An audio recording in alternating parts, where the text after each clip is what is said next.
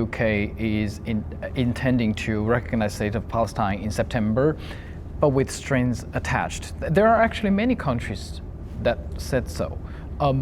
What's your reaction that they intend to recognize the state of Palestine, yet they have so many, conditions, or what I call strings attached?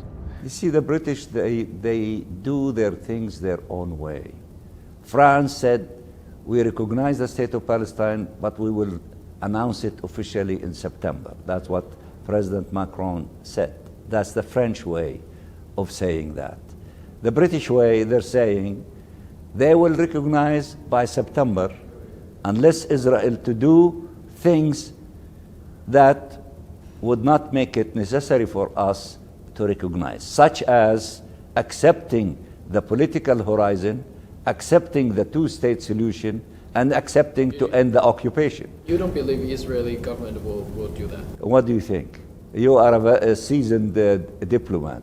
If in a span of a month and a half that the Israeli government is going to accept all these things, then whether the UK recognize the state of Palestine or not, although that they would have additional reasons to recognize the state of Palestine, if Israel accepts to end the occupation and Israel accepts to allow the Palestinian people to enjoy independence and sovereign state, then it would be the sovereign right of the UK if we accomplish all these things and we become a full member at the United Nations, whether they recognize us or not. That is their sovereign right.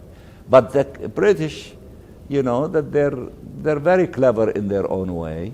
They try to make we're willing not to recognize if you do the following things. But Israel is not going to do these things. So therefore, the UK would say, because Israel refused to implement what we asked them to do, then we have no choice but to recognize the state of Palestine. So that's the British way of doing their ideas, and that was the French way of doing what they did. And we welcome both. Let me get back to the international conference. You just said the international pressure, and you mentioned about US, the big supporter of Israel. This time, US did not only not participating in the international conference, the State Department issued a statement rejecting this international conference. Do you feel disappointed? And what if you have a message to the current US administration, what would that be? Listen, we are here at the United Nations. It is a great organization created by the victors of World War II, especially the United States of America. It wasn't us.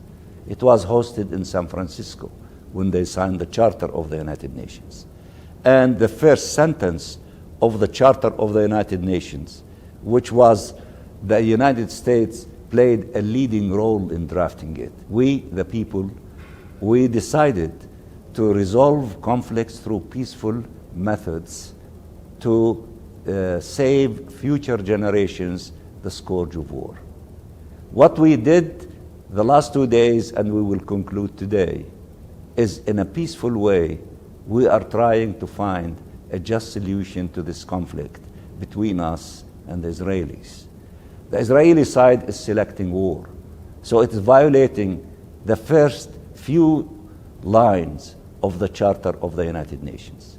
And the United States, we hope, since they are a huge force, a huge power in the leadership of the United Nations, a big defender of the principles reflected in the Charter of the UN, to help those who want to find peaceful solutions to this conflict, not those who are killing the Palestinian children and women, and so far killed and injured, and we have people under the rubbles of more than 200,000 Palestinians.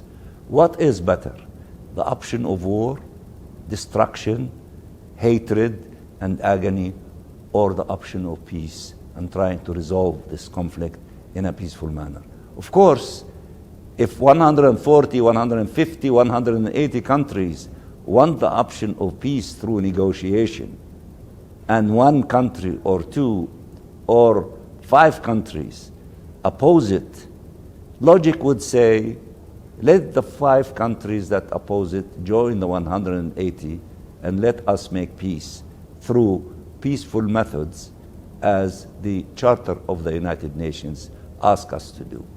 Through dialogue, through convincing each other, not killing each other, starving each other, destroying everything in the Gaza Strip. That is not what the Charter of the United Nations asks for.